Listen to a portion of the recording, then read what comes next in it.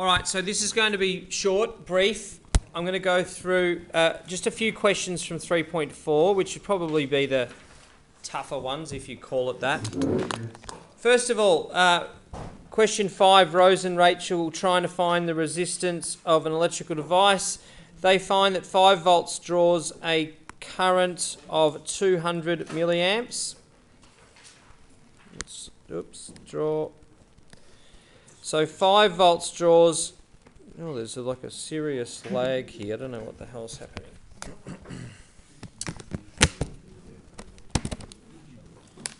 What is going on? Let's try. Yeah, that's something I was doing with the Year 9s. And at 10 volts, it draws a current of 500 milliamps. Rosie says she has a resistance of 25 ohms, but Rachel maintains that it's 20 ohms. Who is right and why? Well, first of all, if I have 5 volts at 200 milliamps, now, once again, I'm not going to use my calculator. I'm going to try and use my brain first. We have to find a resistance. 5 volts over 200 by 10 to the minus 3. Now, if I was, how many milli means 1,000th, doesn't it? So therefore, there would be, a milliamp means there would be, that's the same as, if you like, oops, my computer is doing some crazy things right now. In other words, that's the same as going 5 over 200, if you like, times 1 over 10 to the power of negative 3. Let's think about it. Well, 10 to the power of negative 3. 1 divided by 10 to the power of negative 3 is 1,000.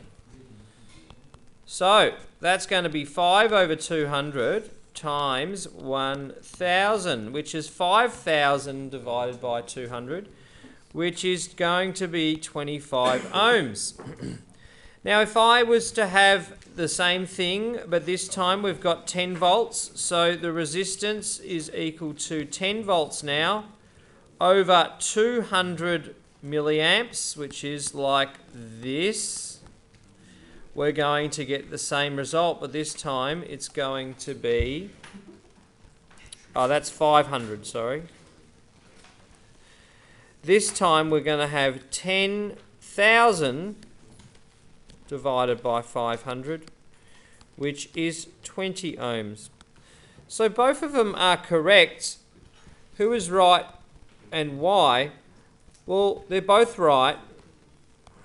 And why are they both right? They are both right. Is this an ohmic conductor? They're both right, as it is a non-ohmic conductor. And I could then say, in other words, i.e. with Latin for, can't remember what it was, but in other words, we are saying that the resistance changes with current.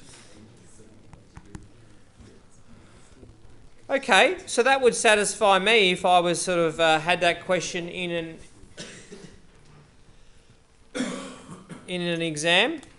Resistance of a piece of wire is found to be 0.8 ohms. What would be the resistance? Now, we know that the resistance of a wire is due to the properties of the wire, which we'll call rho, LA. Now, if I have the same wire, am I changing rho? Am I changing this? No, I'm not. I might be changing the length, or I might be changing the area. What we could say is we could deduce that the resistance is proportional to the length of the wire, if I'm not changing the area. Or we could say that the resistance is inversely proportional to the area of the wire. However, the wire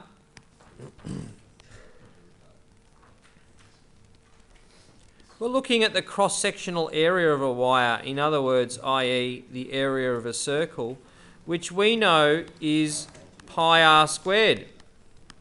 Now, of course, pi doesn't change, it's a constant, but the radius is changing, but the area depends on the square of the radius. So we could also say that the area is proportional to r squared, if you like. That means if I had an area, if I had a radius of 1, and the area of that we know is equal to 1 squared times pi, and if I had an area of a radius of 4, I'm going to have an area of 4 squared times pi, which is 16 pi. So as the area increases by a factor of 4, as the radius increases by a factor of 4, so if the radius goes from 1 to 4, the area would be 16 times greater. Now that's when we're dealing with numbers.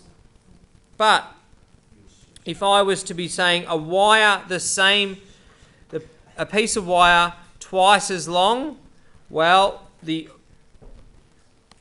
resistance is proportional to the length of the wire. So 2 times the length would mean that the resistance is 2 times, which is 1.6 ohms. A piece of wire twice the diameter, however, well, twice the diameter also means twice the radius, doesn't it? Yeah. So twice the radius, I could say that first of all that the area is proportional to the radius squared. So if I could say that, in other words, if I start with r, let me just do some rubbing out here. If I start with my base radius as r, because we don't know what it is, base diameter is r, that's going to increase the radius by a factor of 2 as well. So what we could say is we start with a radius of r.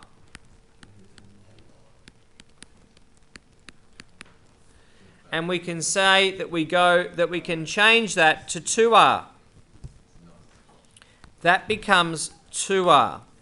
So therefore the area is proportional to, we could say the area is equal to, well, if I had r squared compared to 2r,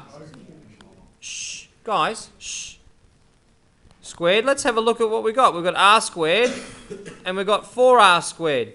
You can see there that it's getting 4 times bigger. However, our resistance is inversely proportional to the area. So if we're getting 4 times larger, that means that this resistance here, because it's inversely proportional to A, is 4 times smaller.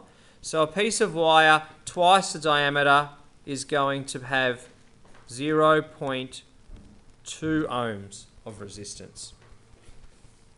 And finally, this electronic device with an IV characteristic shown, is it an ohmic or non-ohmic conductor? We, of course, know it's a non-ohmic conductor. Explain why. Well, of course, for starters, the IV graph is not linear. That would be for starters. So the current and voltage relationship is non-linear. What current is drawn when the voltage is 10 volts is applied to it? We need to mark this out, 10 and 0.5, and we can still use Ohm's law. R equals V on I, which is equal to 10 over 0.5, which is equal to 20 ohms. And what voltage would be required to double the current drawn at 10 volts? To double the current drawn at 10 volts,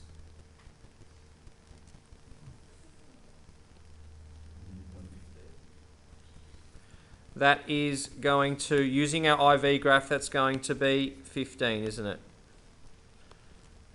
Yep, that goes up in 2.5s. So that would be 15 volts. And what is the resistance of the device at 10 volts and 20 volts? Well, you can do that as well. All right, so I would say they would probably be the harder of those questions, not that they're too bad. I think I really want you guys to, in particular, take note of this sort of idea here. Okay, you don't, if you wanted to, you could pick a number such as a radius of 1 unit, and you could do it that way. Or you could just say that the radius, we could go that the radius starts at R and it goes to 2R. And if I was to plug that into the formula, you can see there that the area is getting 4 times larger, providing you square it properly. In other words, 2R squared is equal to 4R squared. And I really want you, that's probably the most important thing that I want you guys to be able to take out of this. All right, I'm going to stop there.